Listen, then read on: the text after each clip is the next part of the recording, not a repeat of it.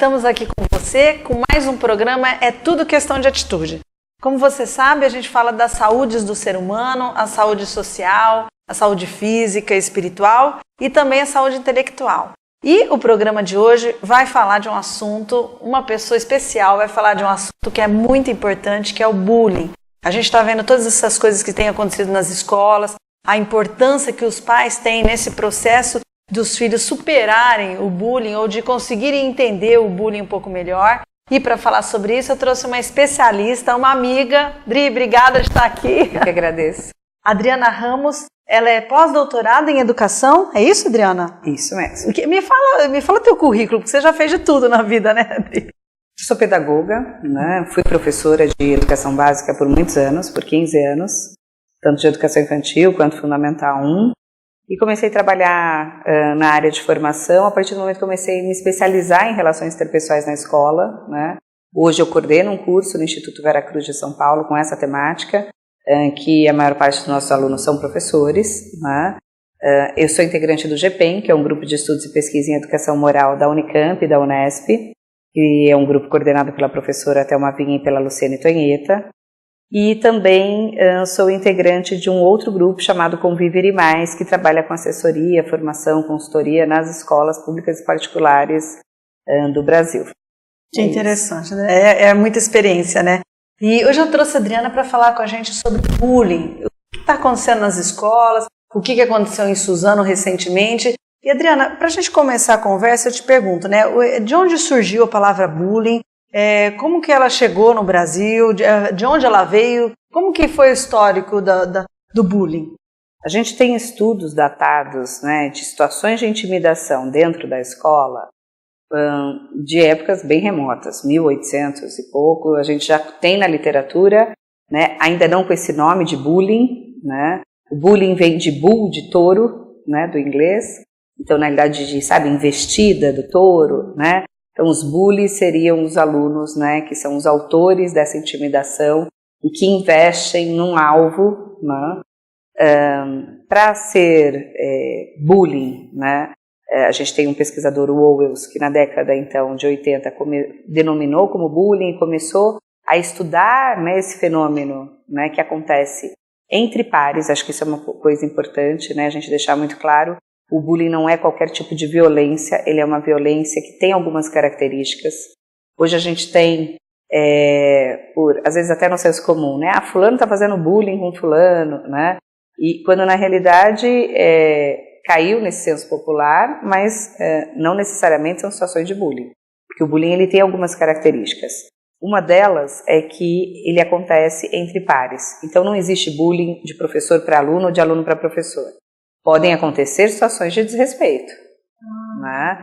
Pode, por exemplo, um professor ressaltar a característica de um aluno e aí a turma, a partir disso, se sente autorizada por aquela autoridade e aí isso pode se tornar uma situação posterior de bullying. Mas uma das características é que é entre pares. Existe então uma simetria de poder, porque é entre pares, mas ao mesmo tempo existe alguém que se sente, né, psicologicamente ali, às vezes fisicamente, às vezes não. Às vezes é uma criança menor, magrinha, e o outro é mais forte, mais alto, e é o alvo. E o menor, porque psicologicamente ele tem uma força maior. Né? Geralmente o ambiente é a escola, ou não necessariamente? Não necessariamente, mas a escola, por ser um lugar, por excelência de convivência, é onde a gente encontra as maiores situações de bullying, né? Então esse autor começou a investigar e denominar, então de lá para cá a gente já tem muitas pesquisas, né, nacionais, internacionais sobre a temática, e aí então por isso que muitas vezes as pessoas falam assim, mas na nossa época, imagina, todo mundo colocava apelido, tinha bullying, ninguém ligava, hoje as crianças estão muito mole, é muito mimimi, quando na realidade as pessoas que sofreram bullying na nossa época, elas lembram e sentem, e isso teve uma consequência psicológica para a vida delas até o tempo atual. Com certeza. Né? Então quem fala na minha época tinha, isso é bobagem, é porque não sofreu, é porque ou fazia, ou era um outro personagem que tem no bullying, né? Porque a gente tem 3 personagens para acontecer o bullying. Você tem o alvo, que é aquela figura que recebe a violência, você tem o autor ou os autores, porque normalmente o autor ele não age sozinho, existe um principal, mas tem os secundários que agem juntos, né? E você tem, a maior parte são os espectadores, são os alunos, as crianças, os adolescentes que assistem a tudo isso, né? E muitas vezes incentivam, rindo. E não fazem nada, né, para mudar nada, né? Por que acontece isso? Porque muitas vezes esses espectadores, eles têm medo de se tornarem, né, o próximo alvo, então eu fico quieto. Alguns, de fato, não se importam, acham que é assim mesmo, tem tantas situações, deixa pra lá. E outros até gostariam de fazer, não fazem, mas contribuem, é o combustível, sabe? Então, dá risada, incentiva, pode ser tanto o bullying presencial, quanto um outro bullying que hoje, né? Antigamente, quando uma pessoa sofria bullying na escola, então uma criança sofria bullying, um adolescente, ele ia embora para casa e o desespero dele era o horário que ele tinha que voltar para a escola. Hoje não. Hoje com as redes sociais a gente tem o cyberbullying e então normalmente esse sofrimento ele se prolonga nas redes sociais. Então ele vai embora e continua, não tem parada, né? Isso potencializou muito as situações de intimidação e as situações então de depressão, de suicídio, né? Por conta desse tipo de violência. Porque uma outra característica do bullying, então, além de ser entre pares, de ter um alvo, de ter um autor, de ter os espectadores, de ter essa, né, desigualdade de poder, ele tem uma intencionalidade de ferir. Não é um conflito comum das relações. Todas as crianças, jovens e nós adultos, quando nós nos relacionamos, a gente tem conflitos. Os conflitos interpessoais, eles perpassam as relações. Inclusive, eles não são ruins para as relações. O problema não é a gente ter conflito, é como a gente resolve os conflitos. Agora, a grande questão é que o bullying não é um conflito pontual. Ele tem uma intenção de ferir. Quem faz tem a intenção de ferir aquela criança. E ele é sistemático. Ele acontece muitas vezes por período de aula, A diferença do cyberbullying e do bullying é que, às vezes, um post, eu não preciso dessa repetição, um post ele amplifica né, aquela violência e ele, às vezes, é, inclusive, irreversível, né? Uma foto que é publicada e é muito compartilhada, fica muito difícil você reverter. E, Adriana, você está dizendo que o bullying geralmente nasce dessa vontade da criança de querer, de uma certa maneira, não ser nada cordial com a outra. De onde surge essa vontade na criança? Por que ela faria isso? É algum problema que ela tem em casa? É algum problema com os pais? O que faz com que a criança se motive a fazer bullying com outra? O primeiro ponto que a gente tem que entender é que o bullying, nessa perspectiva que a gente estuda dentro do GPEM, nós entendemos ele como um problema de ordem moral, né? Existe então uma inversão de valores naquela criança, naquele adolescente que é o autor de bullying, né? Eu me sinto valor por desrespeitar o outro, por inferiorizar o outro, por humilhar o outro, né? Então esse é um primeiro ponto. Outra coisa que você fala que é muito importante que é a questão desse papel da família. Claro que a família tem um papel importante, mas a escola também tem um papel importante. E aí, quando a gente consegue melhorar as questões da convivência, quando escola e família tem um papel atuante.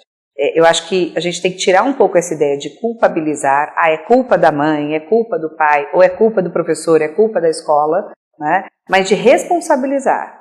O que é responsabilidade da família e o que é da escola? Como o bullying ele acontece principalmente na escola, porque a escola é um celeiro de relações entre pares, são muitas relações, né? A escola precisa sim fazer um trabalho preventivo. A gente tem uma lei aqui no Brasil desde 2015, né? Então é uma lei anti-bullying. Essa lei, o ano passado, ela foi incorporada à LDB, o que ela ganhou mais força, né, com isso, em que todas as instituições, agremiações, clubes e escolas precisam ter um programa anti-bullying.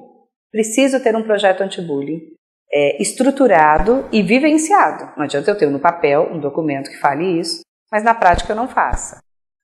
Outro ponto, né, importante dessa lei é que, além de pensar, quando eu sei que acontece o bullying, eu descobri que aquele aluno está sofrendo bullying, então eu tenho que ter uma ação que seja curativa, né? Eu preciso de uma intervenção para ajudar nessa situação. Mas eu preciso principalmente, acho que isso é o ganho da lei, ter um programa de prevenção. E como é que a gente previne o bullying? A gente previne quando a gente melhora a qualidade da convivência na escola, nos clubes, nos espaços recreativos. Então, melhorar a qualidade da convivência favorece com que a gente diminua os problemas de bullying. Tá? E como que as escolas fazem? Palestras de conscientização, dinâmicas corporais? Como que elas trabalham para melhorar essa convivência? Tem várias coisas que podem acontecer. Primeiro, a gente defende a ideia sempre de um trabalho reflexivo com as crianças e com as famílias. É importante que as famílias conversem com seus filhos sobre essas situações. Né? Então, às vezes, a criança chega contando alguma coisa. Mas tem um amiguinho que ele é muito chato. Né? Ninguém quer ser amigo dele. E às vezes os pais reforçam isso. É chato? Então fica com ele, filho, vai ficar com outro. Né? Quando a gente tem que fazer uma reflexão com eles, mas o que acontece? Mas você já parou para pensar que às vezes ele está sozinho? Mas o que você pode fazer de diferente? O que a gente tem visto e a literatura tem nos ajudado a pensar é que sozinhas as crianças têm pouca força na escola. Então, se eu vou tentar parar uma situação de bullying ou aproximar uma criança que está com isolamento social, né, é muito difícil. E eu acabo, muitas vezes, a criança tenta isso, não consegue e acaba voltando para o grupo maior. Né? Por isso que a gente tem defendido a ideia de um trabalho que a gente chama de equipe de ajuda, que aqui no Brasil é coordenado pela professora Luciane Tonheta, mas que o autor, né, que nos inspira, é o professor José Maria Velez, da Universidade de Valladolid, na Espanha. Na Espanha eles já têm um trabalho com a convivência muito mais organizado do que aqui no Brasil. Lá já é uma política pública, as escolas precisam ter planos de convivência, do mesmo jeito que se planeja português, matemática, história e geografia. Na Espanha se planeja também como é o trabalho com a convivência. E a gente tem então defendido essa ideia aqui no Brasil. E esse professor, né, e com o trabalho aqui da equipe da professora Luciene, a gente então tem organizado o que a gente chama de sistema de apoio entre pares. Principalmente dentro do sistema de apoio entre pares tem vários tipos de protagonismo das crianças e dos jovens, mas o trabalho com as equipes de ajuda, que são crianças e adolescentes que são eleitos pelos próprios colegas. Existe uma série de atividades que a gente faz de reflexão, de discussão com eles sobre a problemática da violência, especificamente do bullying. Eles elegem os pares que eles consideram que são os mais confiáveis, e aí a partir de um trabalho de formação dos professores, da equipe gestora e dos alunos, né, a gente desenvolve esse trabalho em que os próprios alunos são protagonistas. A literatura mostra que entre pares a gente consegue melhores resultados para a redução do bullying do que na figura do adulto. Por quê? Porque um ponto que é fundamental, uma característica fundamental do bullying é que o bullying é uma violência velada. Muitas vezes nas escolas, as escolas nos dizem assim, mas Adriana, os pais não tinham ideia que ela sofria. Nenhum professor achou que essa menina sofresse alguma coisa. Eu falo, daí já é uma boa pista para a gente achar que pode ser bullying. Não é determinante, porque ele é velado. Eles demoram muito tempo para contar. Quando se faz pesquisa e perguntam para as crianças e adolescentes que sofrem bullying, para quem que você contaria, para quem que você pediria ajuda da violência que você está sofrendo, que inicialmente eles não contam. Né? Eles falam para um amigo. O grande problema dessas crianças e desses adolescentes é que depois de um tempo de sofrimento, eles não têm amigos na escola. Eles se isolam socialmente. Então, por conta disso, eles acabam não contando. Eles têm receio de contar, às vezes, para os pais, às vezes para um professor, para um diretor, com medo da reação do adulto e deles sofrerem uma exposição maior. E, normalmente, se a escola, os pais, têm uma reação muito impulsiva, porque na hora que você descobre, você se choca, né? E chama todo mundo para conversar, faz uma mediação, como a gente faria num conflito comum, muitas vezes a situação piora. Adriana, bom, nós temos que ir para um rápido apoio cultural e a gente já volta com mais informações sobre o bullying e principalmente sobre esses grupos de apoio, de ajuda, que são protagonizados pelos próprios adolescentes. A gente já volta.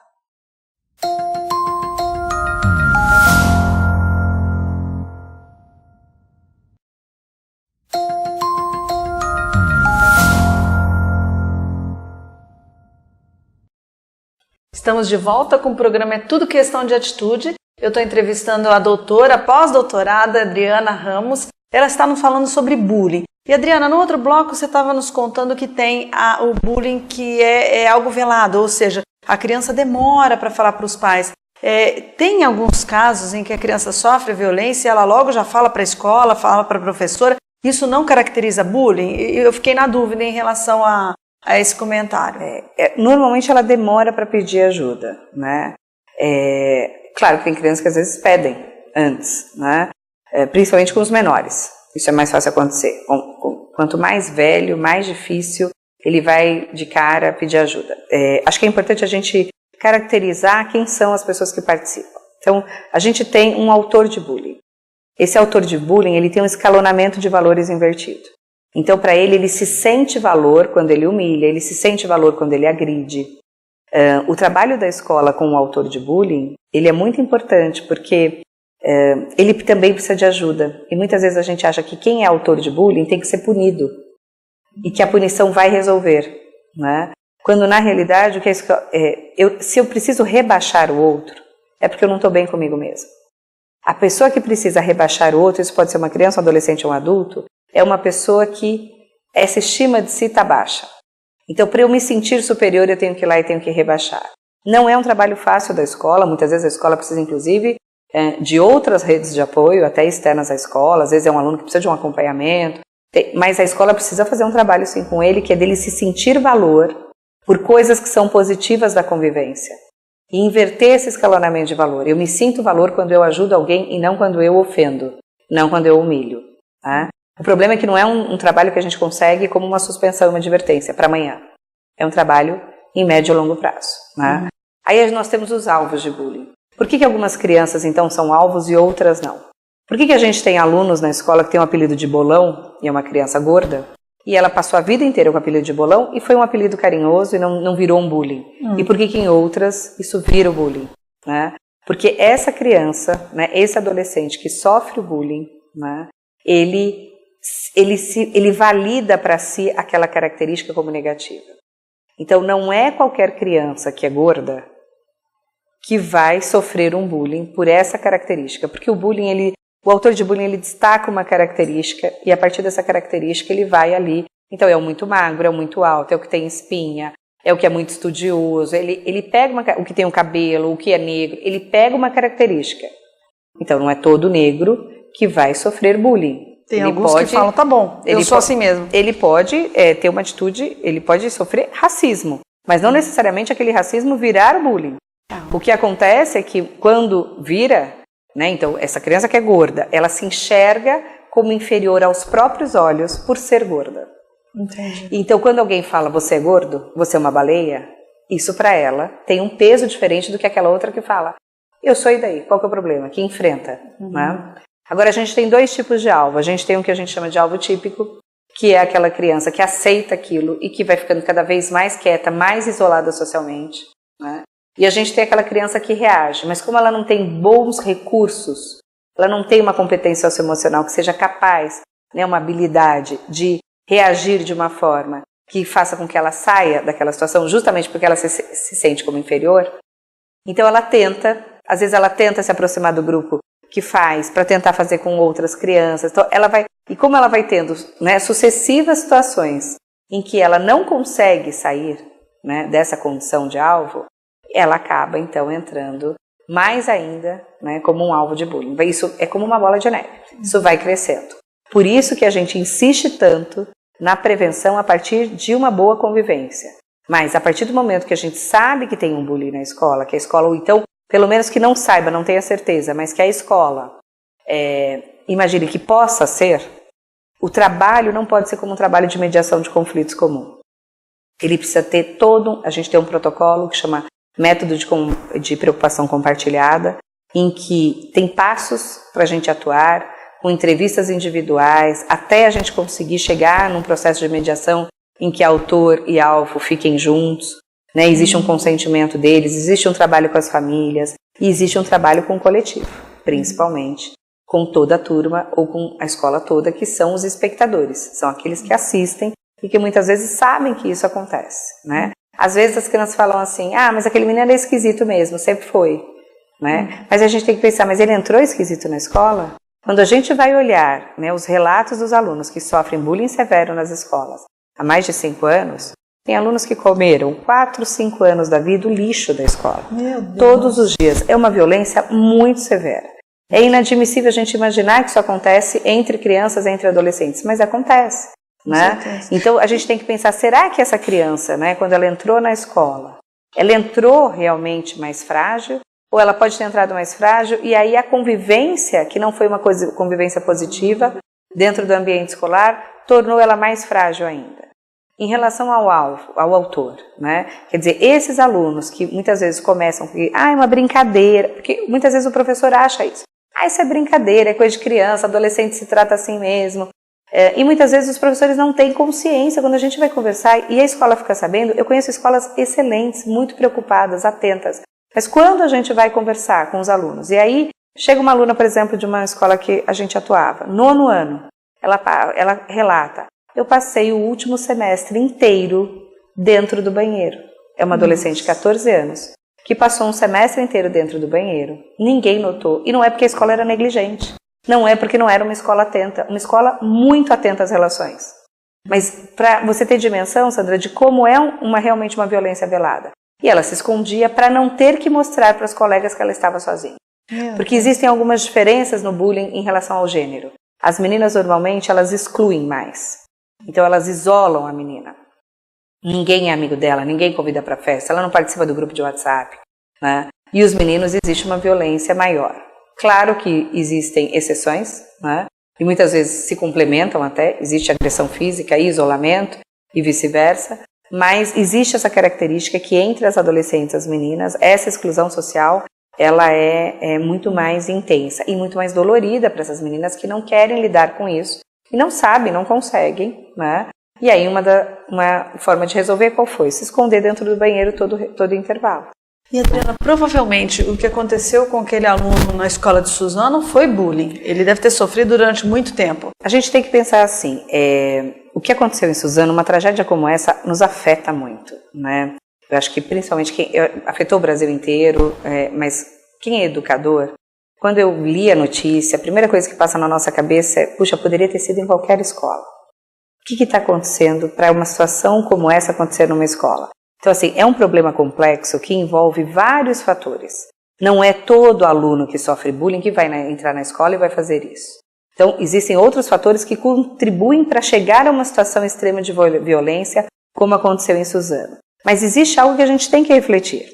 Suzano, Realengo, a escola de Goiânia em 2017. Então, esses casos que foram acontecendo no Brasil, né, são casos que a gente tem que pensar. Todos os atiradores, eles tinham algo em comum. Eles eram ex-alunos ou alunos da escola. Eles resolveram fazer isso na escola. Eles não queriam somente chamar a atenção com um ato de violência extrema como esse numa praça pública, numa praça de alimentação de um shopping, num cinema. Eles voltam para o lugar da escola ou eles fazem isso na escola. E essa representação tem um significado. É lá o lugar que eu sofri. É esse o lugar que representa a minha dor. Não dá para a gente dizer, então, que todo aluno que sofre bullying vai fazer isso. Mas a gente, então, exatamente porque é um problema de uma complexidade muito maior, né? Mas é comum, né, nesses casos, por exemplo, né, de tragédias aqui no Brasil, que todos eles eram ex-alunos ou alunos da escola e, consequentemente, a gente pode inferir que eles tinham, né, sofriam bullying na escola. Né? Então, mas o bullying não foi a única causa para se fazer isso, tá certo? Não foi a única causa. Mas um trabalho, né, então, dentro da escola é importante no sentido de melhorar a qualidade da convivência. Né? Uma convivência positiva, a gente ter um clima escolar positivo na escola. A gente tem defendido muito essa ideia de um clima escolar positivo nas relações dentro das escolas, entre pares, entre alunos e professores, entre a gestão e a família, entre gestão e professores, gestão e alunos, professores e gestão, todos, professores e famílias, né? Então, quanto mais a gente conseguir fazer um trabalho preventivo, mais eficácia nós teremos. E aí, uma parte importante da prevenção, né, é tanto investir na formação dos professores, para que eles compreendam, né, o que é esse fenômeno, como que a gente consegue, então, ações que são efetivas para a melhoria da convivência. Então, o que a gente faz na escola para prevenir, né, problemas de convivência? O que a gente faz quando a gente tem problemas de convivência? Como que a gente atua com mediação de conflitos? Como é que a gente organiza assembleias, rodas de diálogo dentro da escola para que se possam discutir os problemas coletivos, para que os alunos desenvolvam mais empatia? Né? Então, se fala tanto hoje de competências socioemocionais, é importante que essas competências socioemocionais elas estejam de fato, sejam de fato vivenciadas dentro da escola, né? Porque um grande problema que nós temos é que às vezes você tem uma excelente atividade sobre empatia, só que na relação, na prática, isso não acontece. A escola precisa ter, ela precisa propiciar uma convivência em que não fique só na atividade. A atividade é importante. É importante que eles parem, reflitam, que eles se apropriem racionalmente dos valores, só que não é suficiente para que de fato eu me torne mais empático. Eu tenho que ter ações para essa empatia. O importante é sempre muito mais a prática do que só a teoria, né, Adriana? Sim. E acho que um outro ponto, Sandra, é também o trabalho com as famílias, né? A escola precisa aproximar as famílias, né? Precisa informar e formar as famílias. Muitas vezes a escola fala, mas mais uma coisa para nós fazermos? Mas as famílias têm pedido muita ajuda. A gente tem um trabalho para aproximar os pais da escola, com ciclos de palestras, ciclos de roda de conversa formativos, e a gente tem várias escolas do Brasil conseguido bons resultados. Pais que nunca iam à escola e que num primeiro momento, na primeira ciclo de conversa que você coloca, o primeiro tema de palestra, eles não aparecem, por N fatores, até pela vida que a gente vive hoje, mas depois de um tempo isso vai se modificando, né?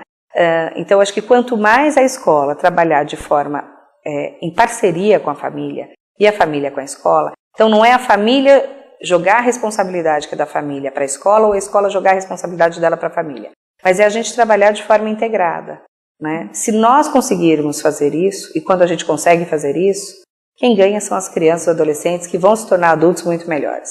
Com certeza. Bom, chegamos para o final do programa já, mas eu vou deixar Mas a Adriana, ela tem vários artigos escritos e vários capítulos de vários livros também, e um que ela trouxe aqui para a gente é Conflitos na Instituição Educativa, Perigo ou Oportunidade? É da editora Mercado de Letras. Então fica aqui essa orientação para você, se você quiser saber um pouco mais. Adriana, só para a gente finalizar, se as pessoas quiserem mais informação sobre bullying, elas podem procurar o GPEM, podem procurar diversos grupos, né? Nós temos o site do GPEM, que é www.gpem.org. Nós temos o site, que também é do grupo do GPEM, que só trata da temática do bullying, que é www.somoscontraobullying.org. Nós temos o site da Conviver Mais, que é www.conviveremais.com.br, que lá pais, professores, tem uma parte chamada biblioteca. Vocês conseguem acessar artigos, vídeos, né? Então tem bastante material sobre todas as temáticas da convivência, da escola, mas principalmente as questões relacionadas aos conflitos, ao bullying, que foi o tema que a gente discutiu hoje aqui. Adriana, muito obrigada pela sua participação. Eu agradeço. Olha, muito conteúdo pra gente. E a você que nos assistiu, muito obrigada por estar aqui no programa É Tudo Questão de Atitude. E eu te espero no próximo. Até lá!